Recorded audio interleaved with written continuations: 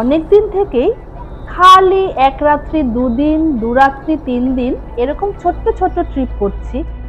অনেক দিন থেকেই ভাবছি এবার একটা বড় ট্রিপে বেরোবো, কিন্তু কি বলুন তো, সময়ের অভাব, বাচ্চাদের পড়াশোনা, এই সমস্তর মাঝে কিছুতেই সময় করে উঠতে পারছিলাম না।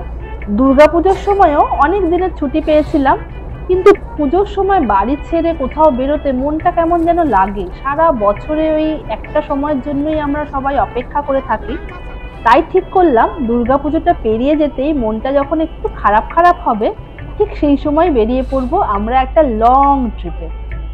আর এবার দেশের মাটি ছাড়িয়ে আমরা পা রাখতে চলেছি বিদেশের মাটিতে। কোথায় যাচ্ছি নিশ্চয়ই খুব জানতে ইচ্ছা করছে। এবার আমরা যাচ্ছি নেপাল। মোটামুটি আমাদের হাতে 9 থেকে 10 দিন মতো সময় আছে। পুরো ট্রিপটা আমরা কমপ্লিট করার চেষ্টা করব।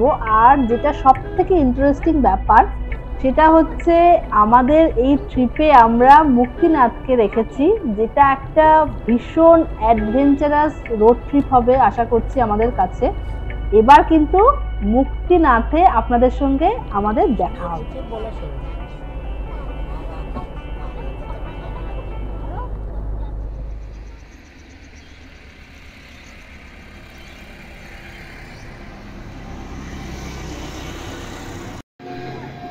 বাড়ি থেকে গরম গরম চা করে নিয়ে এসেছি, নিয়ে এখন এবার একটু চা খাবো, খেয়ে আবার রওনা দেবো।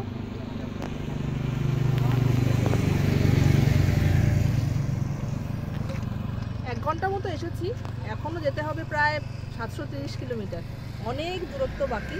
আর ঘড়িতে এখন বেজে গেছে 6টা 40। কটা বাজবে জানি না পৌঁছাতে পৌঁছাতে, তাও যাই দেখি।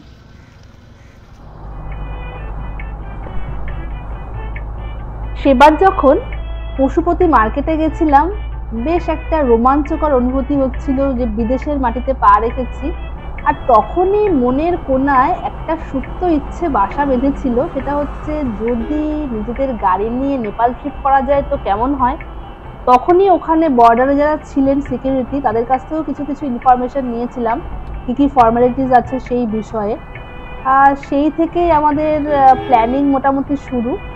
আর এবার এতদিন পরে সেই ইচ্ছেটাই কিন্তু বাস্তবায়িত হতে চলেছে।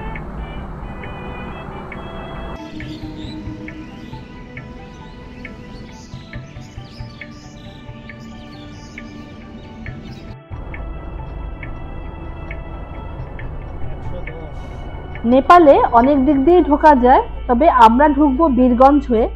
এই জন্য আমরা দুর্গাপুর, আসানসোল হয়ে গিরিডি, নেক্সট বারাউনি, মুজফ্ফরপুর হয়ে আমরা পৌঁছাবো রাক্সোলে। রাক্সোল রেল স্টেশন থেকে বীরগঞ্জ 1.5 কিলোমিটার মতো ডিস্টেন্স। আর সেখানেই আমাদের গাড়ির ভানসার করতে হবে, করে আমরা সোজা চলে যাব হয় কাঠমান্ডু, বা যদি ঠিক সময় মতো পৌঁছাতে না পারি, একটু লেট হয়ে যায়, আমরা বীরগঞ্জেই কোথাও স্টে করে যাব।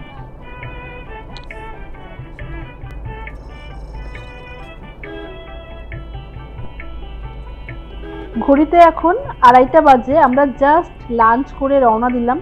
ব্রেকফাস্ট আমরা কোনো দোকানে করিনি, সাথেই অনেক খাবার ছিল, সেই খাবার দিয়ে আমরা ব্রেকফাস্ট কমপ্লিট করেছি। আর লাঞ্চে আমরা রুটি খেলাম, রুটি আর তড়কা।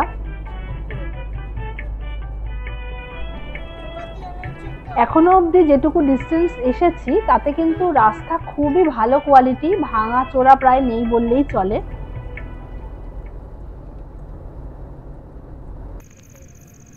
ছোট্ট একটা সমস্যায় পড়ে গেছি, হঠাৎ দেখি গাড়ির পেছনের টায়ার লিক। আর তার চাইতেও বেশি বড় সমস্যা, টায়ারটা খুলতে গিয়ে হুইল রেঞ্জটা দুভাগ হয়ে গেল। এরপরে লোকাল লোককে জিজ্ঞেস করে প্রায় 3 কিলোমিটার দূরে মার্কেট থেকে অনেক খোঁজাখুঁজি করে একটা তাপারিয়ার রেঞ্জ পাওয়া গেছে। আর সেটি দিয়েই কোনো রকমের টায়ারটা খুলে একটা লোকাল দোকানে এখন টায়ার সারাইয়ের কাজ চলছে। জানি না কতক্ষণ লাগবে, অনেক রাত হয়ে গেছে, মনে হচ্ছে কিন্তু আজকে আর আমরা বীরগঞ্জে রাতে পৌঁছাতে পারবো না। मशीन जो खोलता है तेरवा से, वो भी रहता है। अच्छा अच्छा। यहाँ लेकिन नहीं खरीद रहा है, यहाँ पर इतना नहीं चलता है, खाली बड़ा गाड़ी चलता है, बड़ा गाड़ी टाइप चलता है।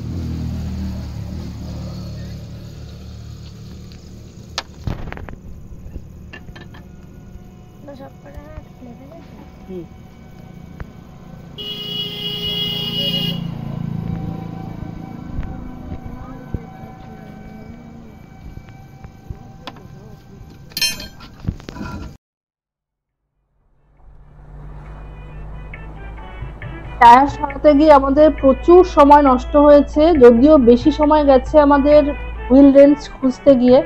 প্রায় 2-2.5 ঘন্টা সময় চলে গেছে, অনেক রাত হয়ে গেছে, প্রায় 9টা বাজে এখন। তাই আমরা ভাবছি আজকে আর বেশি দূর যাওয়া যাবে না, সামনেই বারাউনি। 2-একজনকে জিজ্ঞেস করলাম, সেখানে একটা ফ্যামিলি হোটেলও আছে।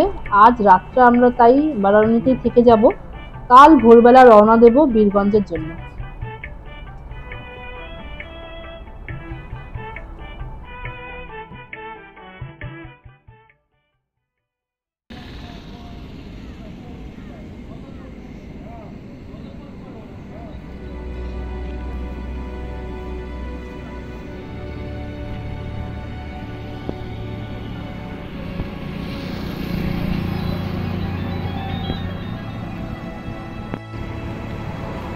কালকে আমাদের ইচ্ছা ছিল রাক্সোল বা বীরগঞ্জ পৌঁছে যাব, কিন্তু মাঝপথে গাড়িটা একটু প্রবলেম হয়েছিল, টায়ার লিক হয়ে গেছিলো, কোনো মিস্ত্রিও পাওয়া যাচ্ছিল না, এবং হুইল রেঞ্জ সেটাও ভেঙে গেছিলো। তাই আমাদের অনেকটা সময় নষ্ট হয়েছে, বাজারে ঘুরে ঘুরে আবার হুইল রেঞ্জ কিনতে হয়েছে। তাই আমরা কিন্তু রাক্সোল বা বীরগঞ্জ কোথাওই পৌঁছাতে পারিনি। বারাউনি স্টেশন তার আগেই একটা হোটেল দেখে আমরা রাত্রি 9টার সময় এখানে ঢুকে পড়েছিলাম। এখানে থেকে এখন সকাল 6:30 বাজে, এখন আমরা এখান থেকে বেরোচ্ছি।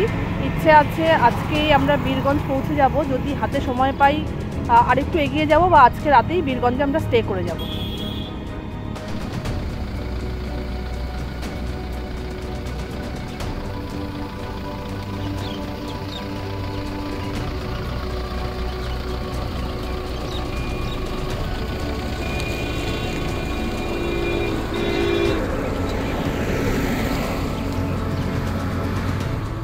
এখান থেকে আমাদের যেতে হবে আরো প্রায় 230-40 কিলোমিটার মতো। কতক্ষণ লাগবে জানি না, কারণ সামনের রাস্তা কেমন। এখনো তো যা দেখছি রাস্তা ভালোই, খুবই ভালো, সেরকম ভাঙাচোরা কিছু নেই বললেই চলে।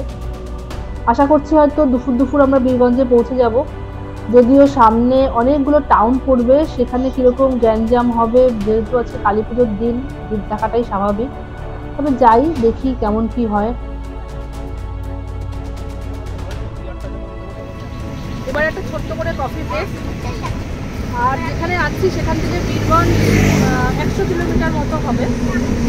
একটু কফি খেয়ে নিই, কফি খেতে ইচ্ছে করছে। কফি আর এই যে ফ্লাক্সে গরম জল করা আছে।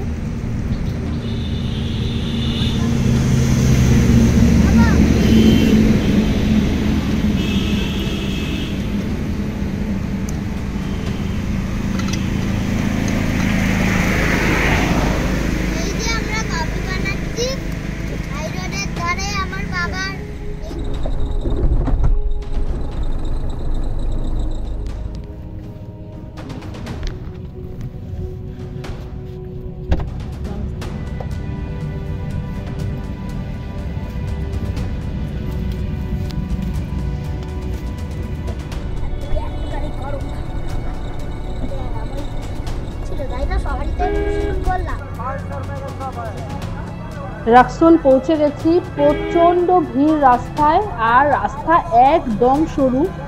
সামনেই লেভেল ক্রসিং, সেই লেভেল ক্রসিং পেরিয়ে খানিকটা এগোলেই আমরা ইন্ডিয়া ছেড়ে পৌঁছে যাব কিন্তু নেপালে।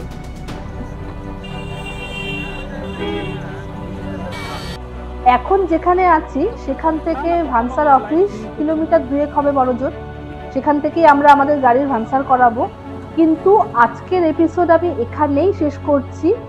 এরপরে কোথায় যাচ্ছি, কিভাবে গাড়ির ভানসার করাচ্ছি, কি কি দেখছি, সমস্ত কিছু দেখাবো পরবর্তী এপিসোডে। তাই সাথে থাকুন আর দেখতে থাকুন। আর যদি কোনো রকম কোনো প্রশ্ন থাকে অবশ্যই কিন্তু জানাতে দ্বিধা করবেন না। তাহলে আজকে এখানেই শেষ করছি।